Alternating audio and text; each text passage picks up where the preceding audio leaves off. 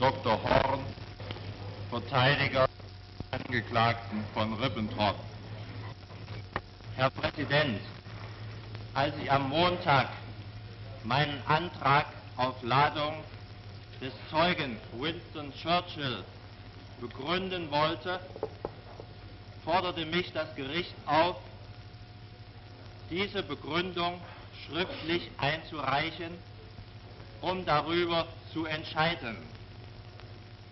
Eine Entscheidung über die Nichtladung des Zeugen Winston Churchill ist bereits am 26. Februar ergangen, ehe das Gericht meine schriftliche Begründung in den Händen hatte. Ich vermute, dass hier ein Irrtum vorliegt und bitte das Hohe Gericht unter Berücksichtigung der Gründe meines schriftlichen Antrages nochmals über diese Frage zu entscheiden.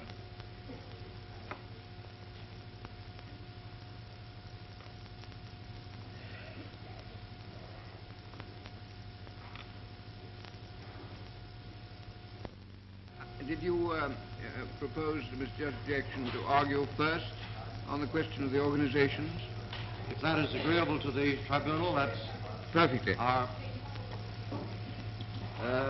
We are taking up, as I understand it, the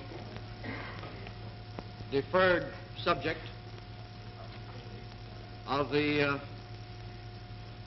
rules which should guide in governing the criminality of organizations, partly upon our initiative and partly in response to the questions propounded by the tribunal. The unconditional surrender of Germany created for the victors novel and difficult problems of law and administration.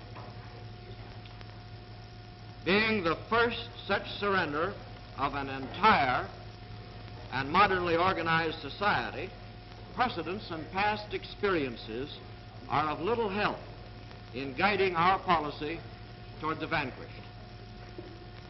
The responsibility implicit in demanding and accepting capitulation of a whole people certainly must include a duty to discriminate justly and intelligently between the opposing elements of that population which bore dissimilar relations to the policies and conduct which led to the catastrophe. This differentiation is the objective of those provisions of the Charter which authorize this tribunal to declare organizations or groups to be criminal. Understanding of the problem with which the instrument attempts to deal is essential to its interpretation and application.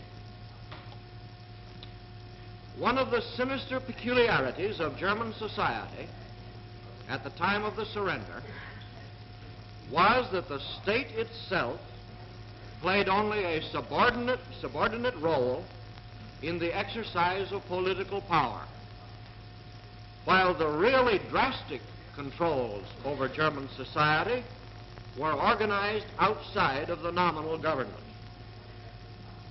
This was accomplished through an elaborate network of closely knit and exclusive organizations of selected volunteers, oath bound to execute without delay and without question the commands of the Nazi leaders.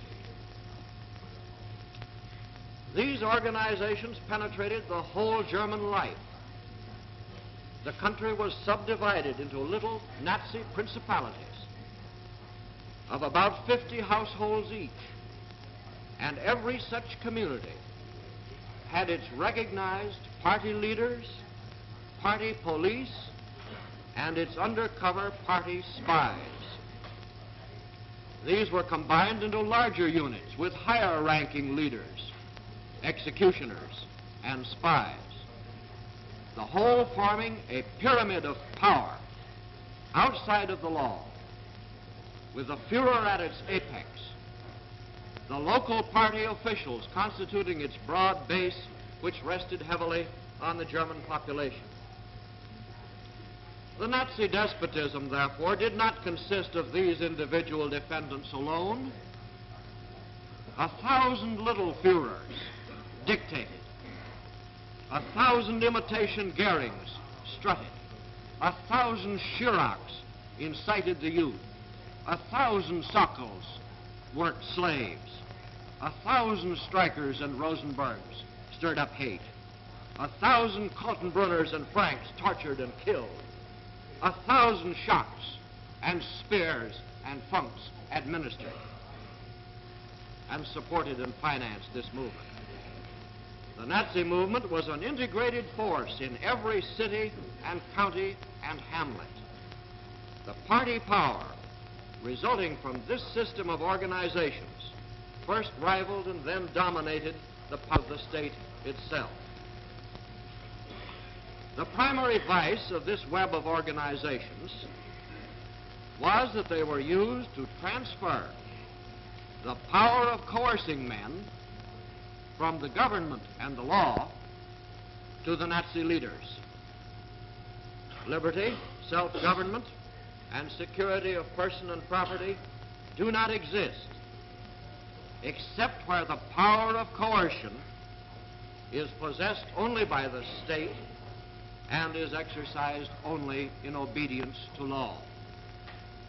The Nazis, however, set up this private system of coercion outside of and immune from the law, with party-controlled concentration camps and firing squads to administer privately decreed sanctions. Without responsibility to law and without warrant from any court, they were enabled to seize property, take away liberty, and even take life itself. These organizations had a calculated part and a decisive part in the barbaric extremes of the Nazi movement. They served cleverly to exploit mob psychology and to manipulate the mob. Multiplying the number of persons in a common enterprise always tends to diminish the individual's sense of moral responsibility and to increase his sense of security. The Nazi leaders were masters of that technique. They manipulated these organizations to make before the German populace impressive exhibitions of numbers and of power, which have already been shown on the screen. They were used to incite a mob spirit and then riotously to gratify the popular hates they had inflamed and the Germanic ambitions they had inflated. These organizations indoctrinated and practiced violence and terrorism.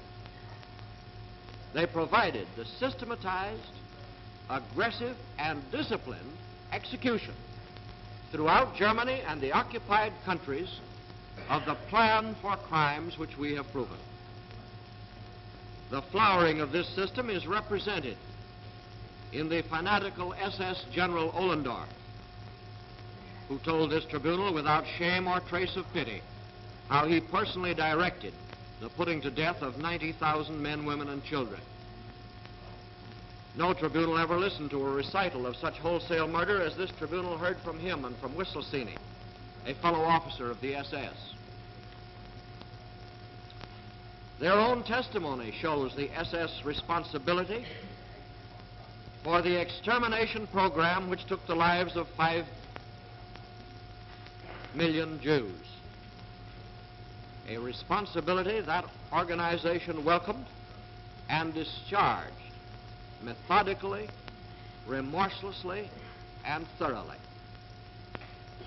These crimes with which we deal are unprecedented, first because of the shocking number of victims. They are even more shocking and unprecedented because of the large number of people who united their efforts to perpetrate them. All scruple or conscience of a very large segment of the German people was committed to the keeping of these organizations, and their devotees felt no personal sense of guilt as they went from one extreme to another. On the other hand, they developed a contest in cruelty and a competition in crime. Ollendorf, from the witness stand, accused other SS commanders whose killing